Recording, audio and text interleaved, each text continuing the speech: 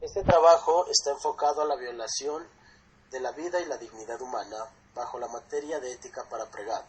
Mi nombre, Ángel Custodio Pinzón Ardila, junto con mis compañeros Johnny Perengüez, Julián Guillermo Zipaquirá, Carlos Javier Mendoza Guarnizo.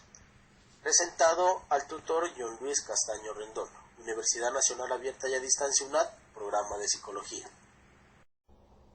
Este trabajo está enfocado a la violación de la vida y la dignidad humana bajo la materia de ética para pregado.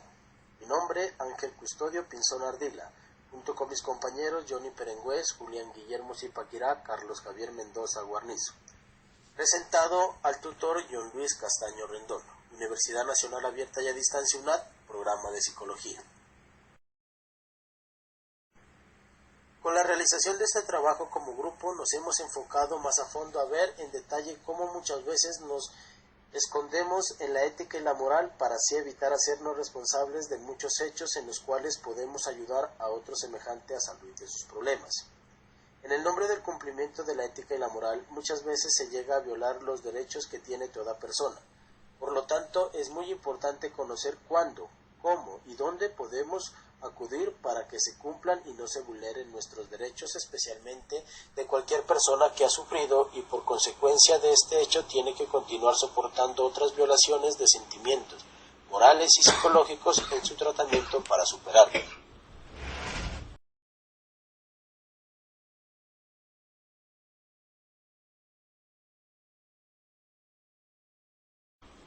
Nuestro estudio de caso lo llamaremos Nuestros niños, símbolo de vida y de dignidad humana.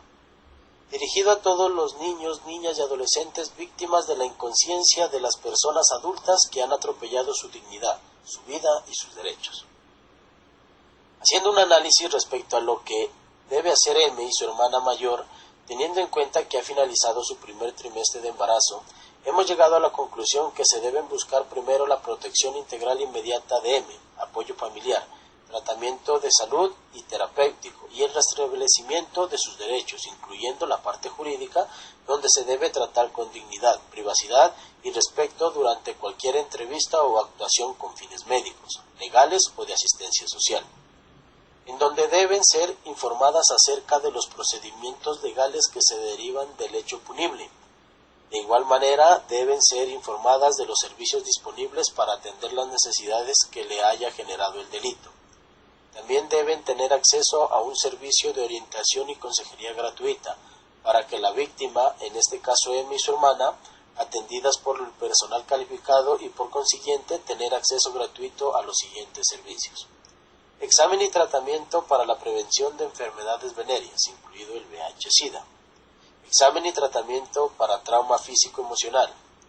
Recopilación de evidencia médica legal e información sobre la posibilidad de acceder a la indemnización de los perjuicios ocasionados con el delito.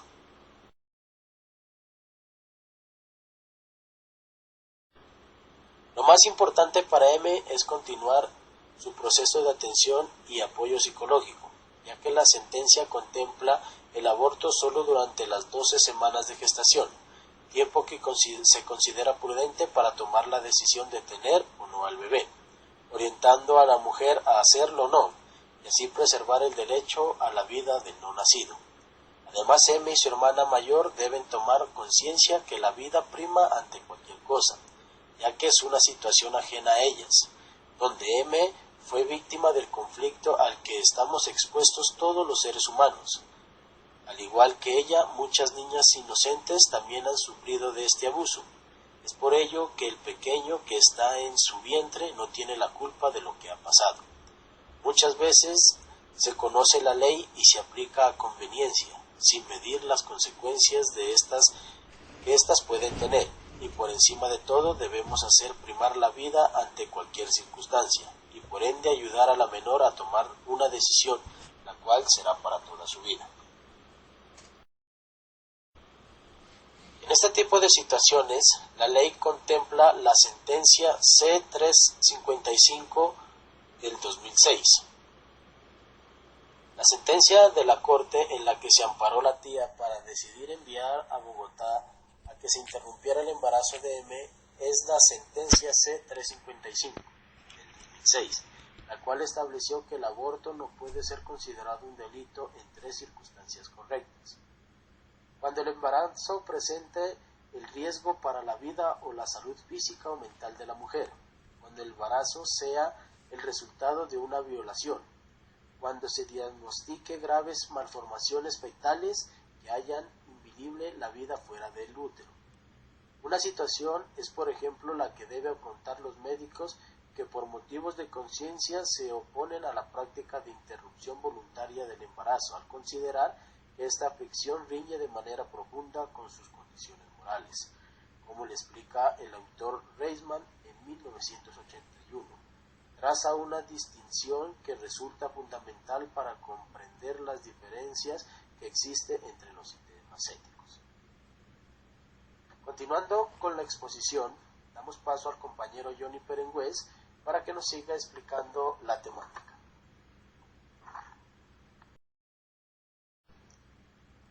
Dentro de este proceso, a M le han sido violados varios principios. Entre ellos tenemos el principio de libre desarrollo de la personalidad, el principio a la dignidad humana, derecho a la igualdad, ya que es importante que se tenga en cuenta que lo primero es la salud y la integridad de la menor.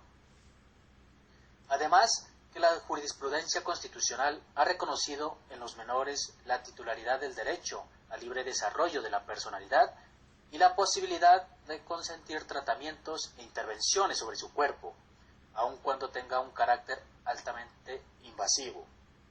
En esta medida descarta que criterios de carácter meramente objetivo, como la edad, sean los únicos determinantes para establecer el alcance del consentimiento libremente formulado por los menores para autorizar tratamientos e intervenciones sobre su cuerpo.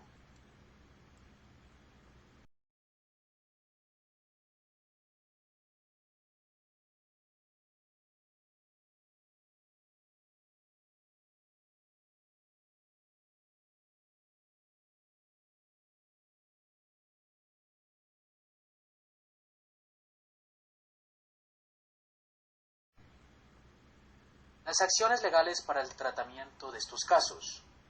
Las actividades u acciones serían necesarias para garantizar la implementación de la sentencia de la Corte Constitucional en este tipo de casos. La responsabilidad de quienes ejercen cargos públicos.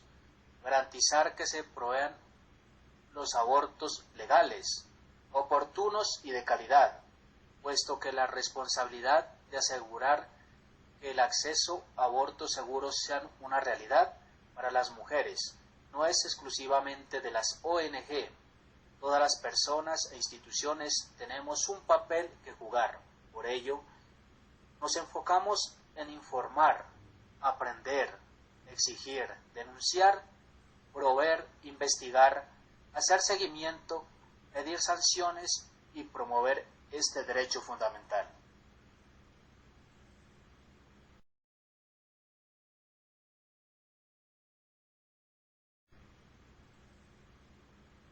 La cárcel sería otra forma de castigar a los violadores o a los que opongan un proceso que está debidamente estipulado y objeten el principio de ética profesional, ya que es una forma de dar solución a esas personas de cambiar o pagar por los delitos de abuso. Claro que no es una solución más concreta, pero sí se puede establecer una forma de mejorar las cosas para las mujeres, ya que en Colombia son más afectadas por personas sucias y psicópatas. Para garantizar la implementación de la sentencia de la Corte Constitucional en este tipo de casos, es muy importante tener en cuenta la persona encargada de llevar el caso, ya que como dice Adela Cortina, todas las personas tenemos diferentes formas de ver las cosas y pensamos diferente. Ética o corrupción. Cortina, en 1995, afirma que la ética, si bien incide en las decisiones correctas de la conducta humana, lo hace a través de los fundamentos morales, es decir, no señala lo que es bueno o malo, a ser moral, sino cuando lo es ética. En realidad la ética es un juicio que se expone socialmente sobre las conductas de los seres humanos que componen la sociedad. La ética trata sobre los principios del deber hacer, mientras que la moral modela esa ética. Las alternativas de solución en este caso.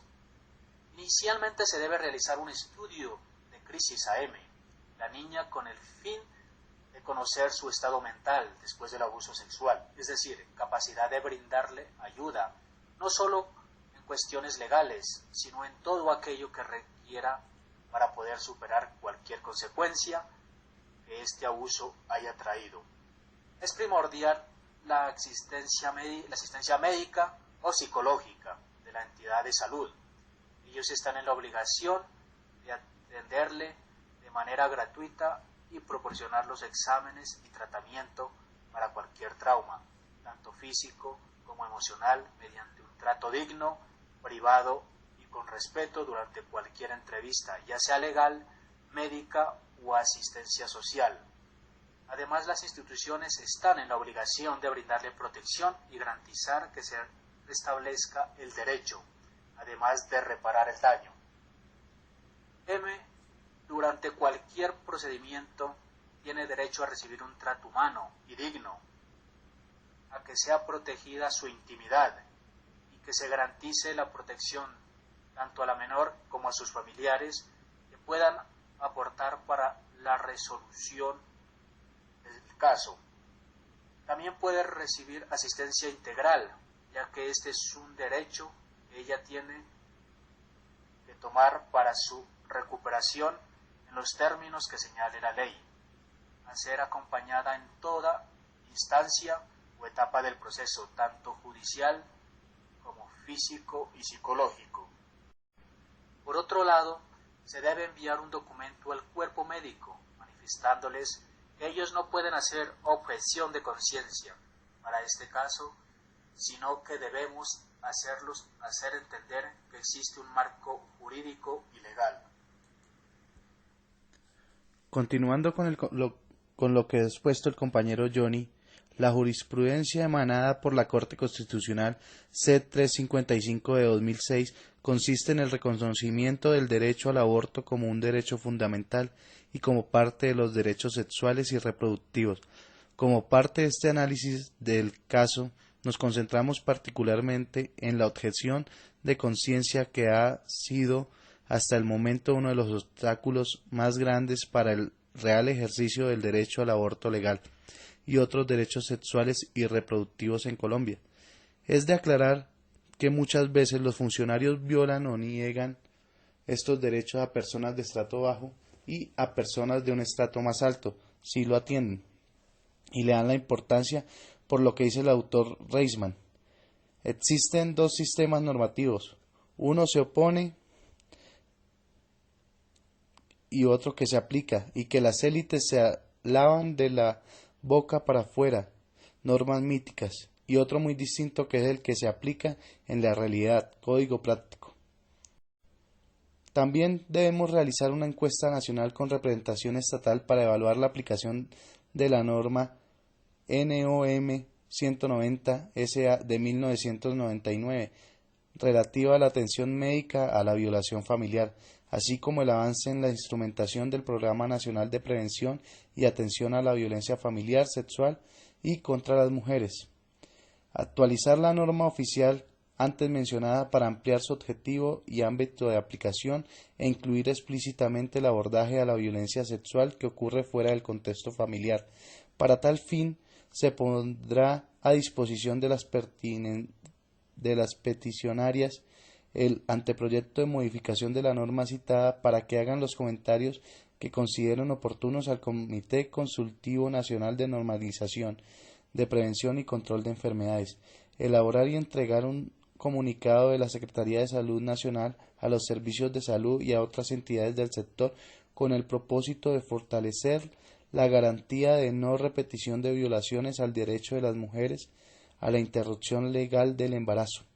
Por medio del Centro Nacional de Equidad de Género y Salud Reproductiva, realizará una revisión de libros, artículos científicos indexados, tesis de posgrado e informes documentados de gobierno y organizaciones civiles sobre el tema del aborto en Colombia, a efecto de lograr un diagnóstico de la información existente y detectar los vacíos de información.